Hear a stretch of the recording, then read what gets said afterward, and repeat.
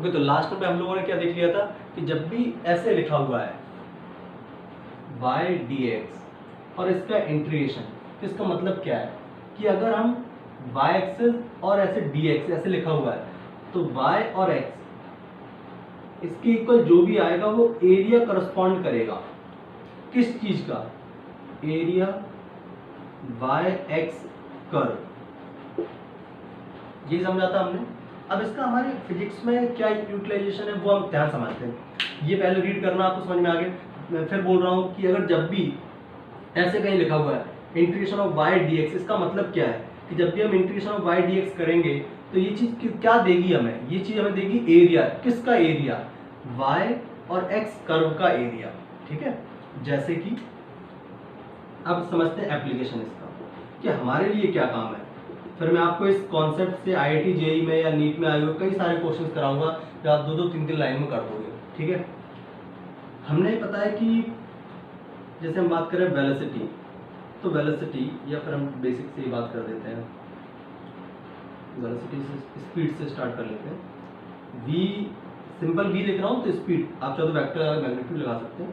v is equal to क्या होता है, ds by dt, rate of change of distance. इसी तरह से velocity v is equal to क्या होता है, dx बाई dt।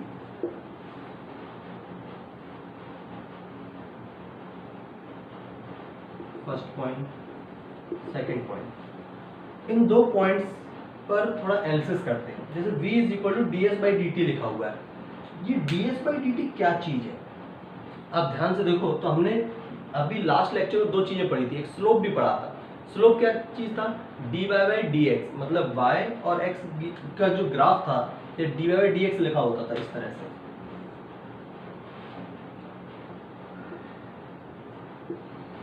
उसे हम रीड करते थे स्लोप और वो होता था dy बाई dx। अच्छा, dy बाई dx तो याद करो वहां पर y एक्सिस था और x एक्सिस था।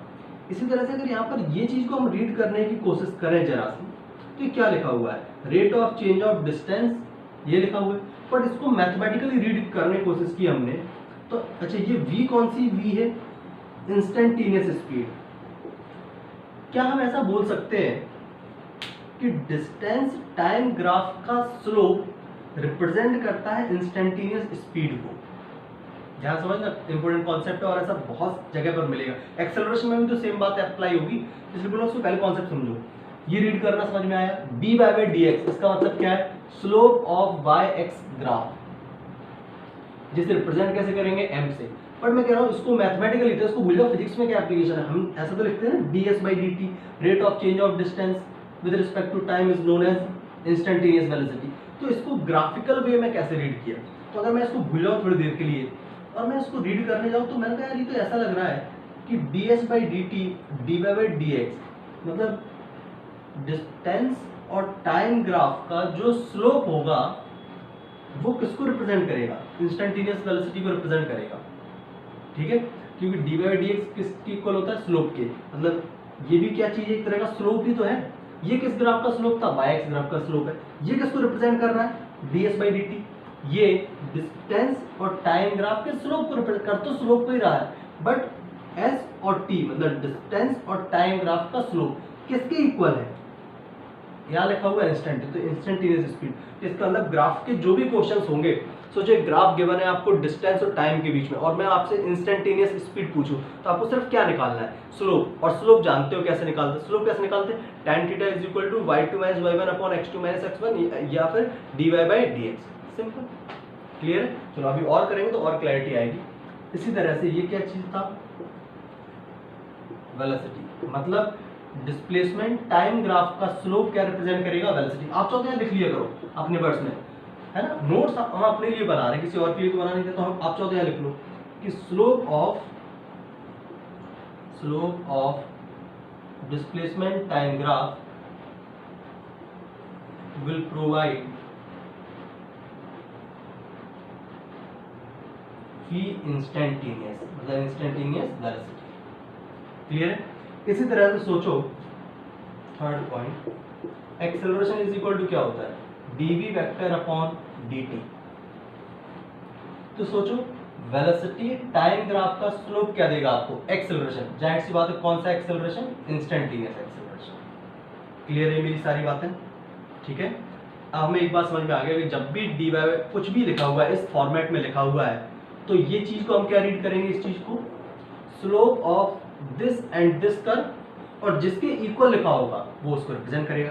जैसे इसे पहले रीड करो, ये ऐसे करो, तो ये क्या चीज है? वेलोसिटी टाइम ग्राफ का स्लोप किसके इक्वल लिखा हुआ है? लेफ्ट हैंड साइड में एक्सेलरेशन के इक्वल। क्लियर है? चलो आगे बढ़ते हैं, इस पर थोड़ा सा एरिया के ऊपर आते हैं। ये तो स्लोप की बात होगी, अब एरिया की बात करते हैं।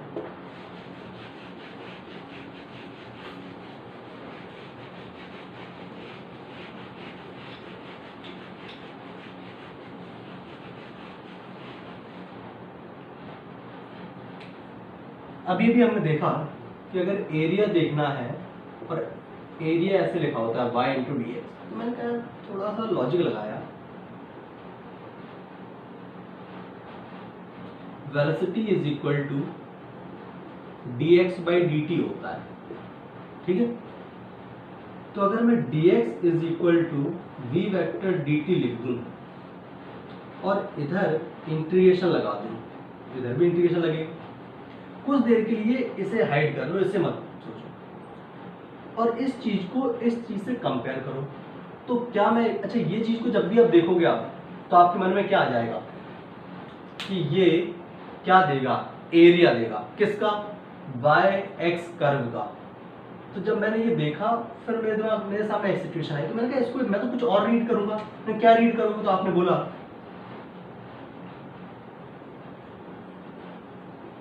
एरिया। आपने तब तक इसके बारे में नहीं सोच रहे, इसको भूल जाओ थोड़ी देर। एरिया ऑफ वेलोसिटी एंड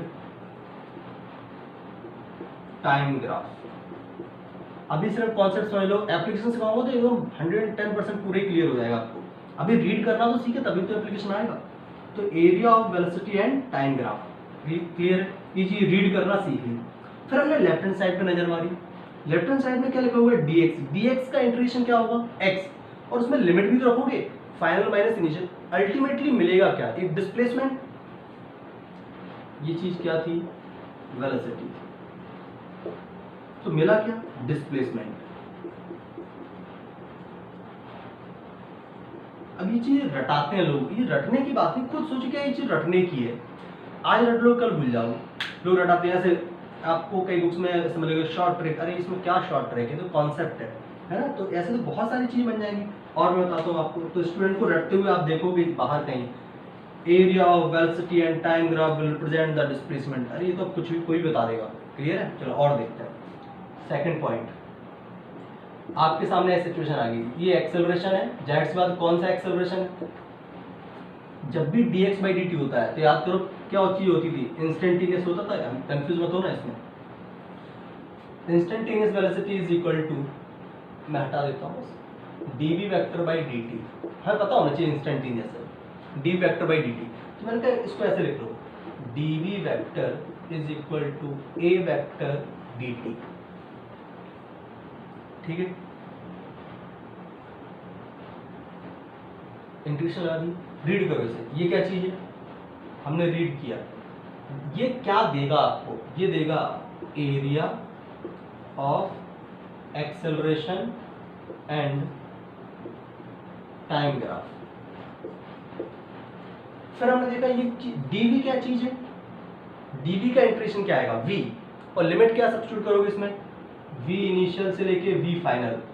मतलब जो अल्टीमेटली चीज मिली आपको, वो क्या चीज मिली?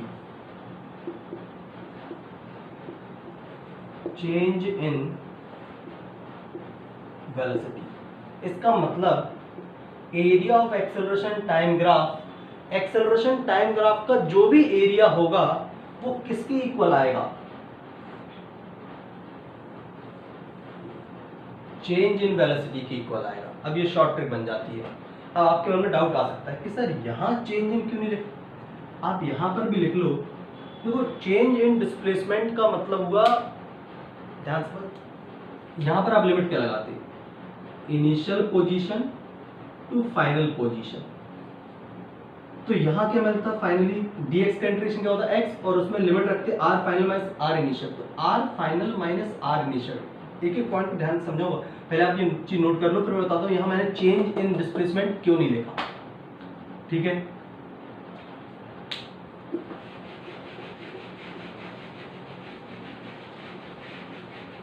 क्योंकि चेंज इन डिस्प्लेसमेंट नहीं, चेंज इन पोजीशन बोलना चाहिए। dx x is what, position.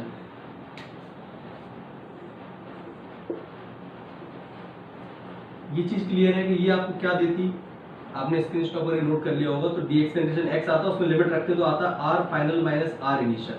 अब ध्यान समझना इस चीज को, यहाँ पर पार्टिकल यहाँ पर था तो इसका इनिशियल पोजीशन वेक्टर ऐसे बनाते हैं r इनिशियल, कुछ देर के बाद वो यहाँ पहुंच गया, तो मैं पूछूं इसका पोजीशन वेक्टर, तो आपने कहा ये लो सर, ये हो गया r फाइनल। मैंने कहा डिस्प्लेसमेंट कितना है, आपने कहा तो डिस्प्लेसमेंट तो ये है, ये चीज क्या यही डिस्प्लेसमेंट है।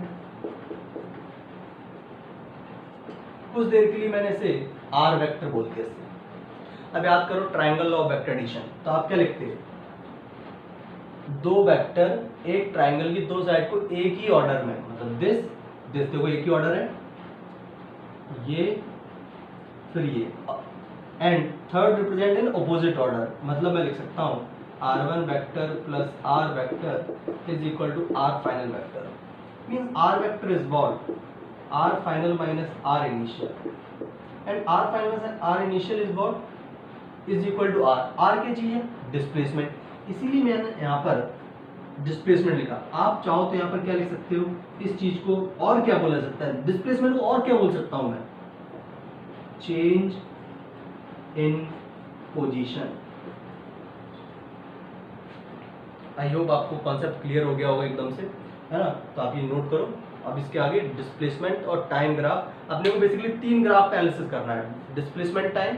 अब डिस्प्लेसमेंट टाइम जैसा वैसे तो करने हैं 7, है ना, लेकिन हम उनको कनेक्ट कर करके सीखेंगे तो जल्दी सीख पाएंगे। तो बेसिकली 3 हमें सीखना है, डिस्प्लेसमेंट टाइम, और डिस्प्लेसमेंट टाइम सीख लोगे तो डिस्टेंस टाइम इजी रहेगा। फिर हमें सीखना है वेलोसिटी टाइम, वेलोसिटी टाइम सीख लिया तो स्पीड टाइम अपने आप समझ में आ जाएगा। फिर हमें सीखना है एक्सेलरेशन और टाइम। तो एक तरह से हमें 2 to 4 5 ग्राफ पे एनालिसिस करना है, बट मेजरली किस पे करेंगे, 3 पर, 2 अपने आप आ जाएंगे। क्लियर है, तो आप स्क्रीनशॉट पर ये सब नोट करो, फिर आगे बढ़ते हैं।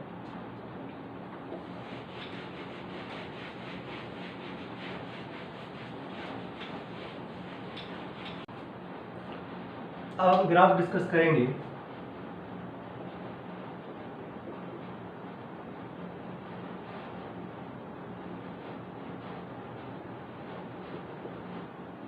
डिस्प्लेसमेंट वर्सेस टाइम, है ना, अच्छे से एनालिसिस कराएंगे एक एक लेक्चर में।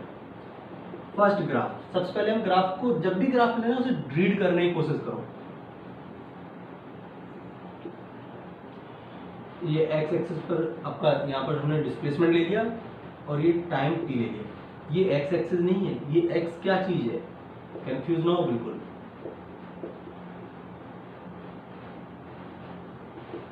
और टी क्या चीज है, टाइम। तो जो डिस्प्लेसमेंट और टाइम ग्राफ आपको ऐसा मिला, तो ये किस तरह के मोशन को फिजिक्स में स्टार्ट कर रहा, रिप्रेजेंट कर रहा है, ये बताना है अपने को, किस टाइप के मोशन को रिप्रेजेंट कर रहा है। तो हमने कहा यार, और हमारे दिमाग में कुछ चीजें क्लियर होनी चाहिए, क्या ध्यान समझें। अगर मुझे लिखना हो स्लोप ऑफ एक्सटी ग्राफ, तो आप कैसे लिखोगे, बस ये बता दो, लिखोगे कैसे। जैसे मैंने बोला था slope of Y X graph, तो आपने क्या लिखा था, D Y by D X, है ना, उसे बोलोगे क्या, टेन थीटा, या फिर रिप्रेजेंट करोगे एम से, वो एक अलग चीज, बट लिखा कैसे था। तो ऐसे मैंने बोला स्लोप ऑफ एक्सटी ग्राफ, तो आप क्या लिखोगे, D x by D T, ऐसे लिखोगे। यार मैंने देखा D x by D T, और ये चीज तो इक्वल किसके होती है, वेलोसिटी की। इसका मतलब ग्राफ के अंदर हमें ये चीज समझ में आनी चाहिए कि डिस्प्लेसमेंट टाइम ग्राफ का स्लोप रिप्रेजेंट करेगा इंस्टेंटेनियस वेलोसिटी को, हमेशा याद रखना। क्लियर है, ये मैं बता चुका था पहले, फिर भी अब देखो इससे कितनी चीजें आसान हो जाएंगी।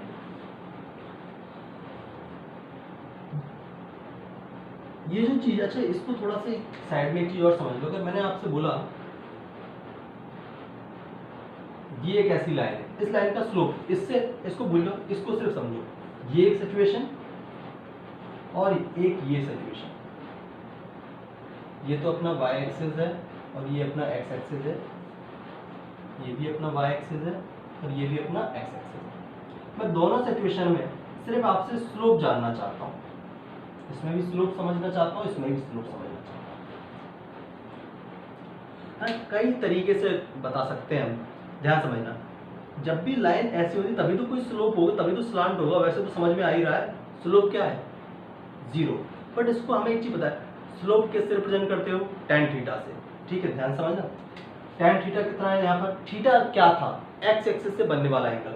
अरे ये लाइन तो x एक्सिस के पैरेलल है, मतलब x एक्सिस से कोई एंगल बना नहीं रही, मतलब एंगल कितना है, 0।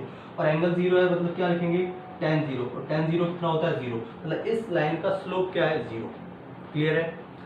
व्हाट अबाउट दिस लाइन, ये लाइन x एक्सिस से एंटी क्लॉकवाइज डायरेक्शन में या फिर क्लॉकवाइज की 90 बना रही है, तो यहाँ पर क्या लिखेंगे, tan 90। और tan 90 क्या होता है, इन्फिनिटी। मतलब इस लाइन का स्लोप क्या है, इन्फिनिटी।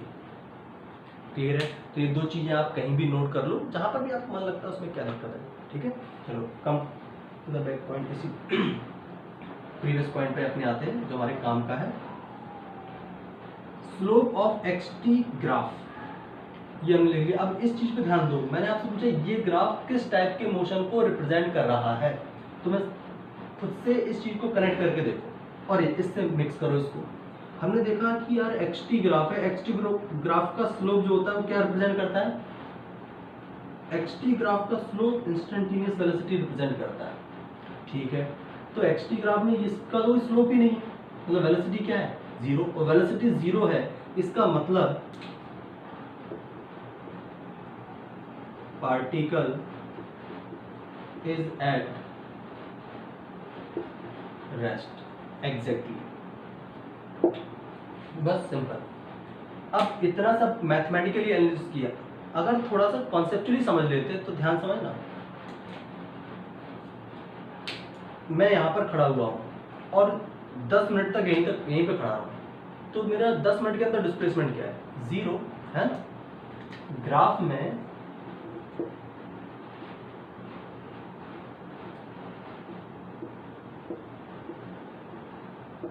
इस तरह सिचुएशन चलती है, ये मान लो x में 1 2 3 4 ऐसे सिचुएशन। इस ग्राफ को थोड़ा रीड करना, यहाँ पर आप देखोगे कि टाइम ऐसे, ये इस एक्सिस पे जा रहे हो आप यहाँ खड़े हो गए और एनालिसिस करो, इस एक्सिस पे जा रहे हो तो धीरे धीरे देखो टाइम तो बढ़ रहा है, टाइम इंक्रीज हो रहा है। बट यहाँ पर x का वैल्यू सपोज 5 है, ये 5 मीटर है, यहाँ पर टाइम है 1 second 2 second 3 second 4 second and so on 10 second मान लो। मैंने मुझे 1 सेकेंड पर डिस्प्लेसमेंट कितना है, तो आप देखोगे डिस्प्लेसमेंट कहाँ है, y एक्सिस पर, तो आप बोलोगे 5। मुझे 2 सेकेंड पर, तो नहीं तो 5 है ये, 3 सेकेंड पर 5, 4 पर 5, 6 पर 5, 10 सेकेंड पर भी पोजीशन क्या है, 5 मीटर। ये मतलब टाइम के साथ पोजीशन चेंज नहीं हो रही। इसका सिंपल सा मतलब क्या है, पार्टिकल इज एट रेस्ट, है ना। तो मैथमेटिकली समझ लो, या फिर कॉन्सेप्चुअली एक ही बात है। ठीक है, तो पहले टाइप का हमने एनालिसिस कर लिया जिसमें स्ट्रेट लाइन थी, एक्स एक्सिस के पैरेलल लाइन थी। ठीक है, चलो और आगे देखते हैं।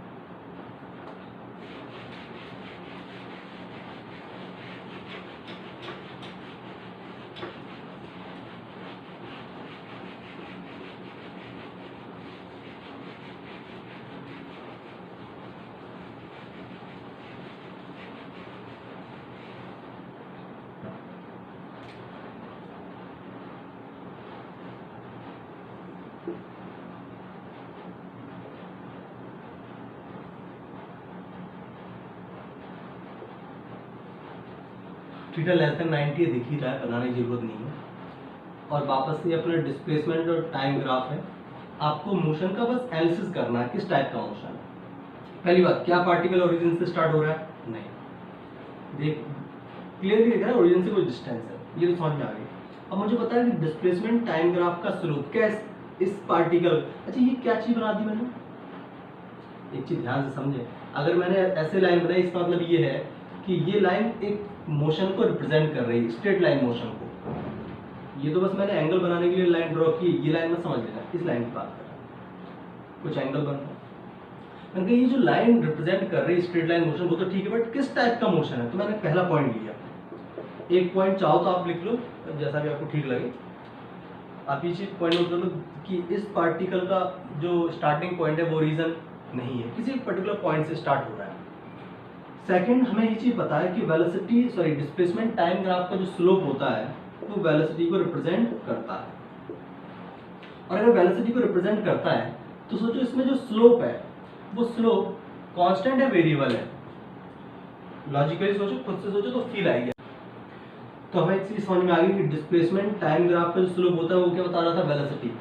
अब यहाँ पर एक चीज देखो, स्लोप, तो अगर कोई पार्टिकल ऐसे जा रहा है तो मैं पूछूं इस पॉइंट पर स्लोप, अगर किसी भी पॉइंट में स्लोप निकालना होता है ना तो हम क्या करते हैं, वहाँ टेंजेंट ड्रॉ कर देते हैं। ये हमेशा याद रखना कि किसी भी ग्राफ में, ये ग्राफ एक तरह का कर्व है, कर्व के किसी भी पॉइंट पर आपको क्या चाहिए? स्लोप चाहिए। तो आप बस क्या करो, उस पॉइंट पर टेंजेंट ड्रॉ कर दो। ये टेंजेंट ड्रॉ कर दी, ये टेंजेंट ही इस पॉइंट पर, सपोज ये पी पॉइंट है, ये टेंजेंट जो एंगल बना रही है वही इस पॉइंट का क्या है? स्लोप है। मैंने पूछा इस पॉइंट बताओ, या मैं बोलो इस पॉइंट पर, तो आपको क्या करना है? इस पॉइंट पर स्लोप बना दो।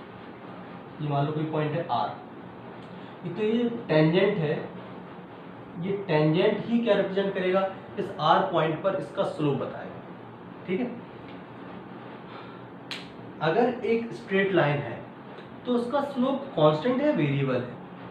सोच के देखो, कांस्टेंट है, क्योंकि एक्स एक्सिस से जो ये एंगल बना रही है ये लाइन, ये कहीं पर भी आप देखोगे, आप यहाँ पर देखो, यहाँ पर देखो, यहाँ पर देखो, जितना ये एंगल होगा उतना ये एंगल होगा। मतलब मैं ये बोल सकता हूँ कि इस पर्टिकुलर केस में, जो मैंने केस बनाया, इस पर्टिकुलर केस में जो स्लोप है वो स्लोप कांस्टेंट है, और एक्सटी ग्राफ का स्लोप बताता क्या है? वेलोसिटी। तो इनडायरेक्टली मैं ये बोल सकता हूँ कि velocity is equal to constant. ठीक है, एक बात समझ में आ गई। दूसरी चीज, वेलोसिटी कांस्टेंट है और ये यहां से स्टार्ट कर रहा है, मतलब particle moving away from origin. तो ये हमने एनालिसिस कर लिया। ठीक है, चलो इसके आगे फिर नेक्स्ट हम देखेंगे। Bye bye, take care.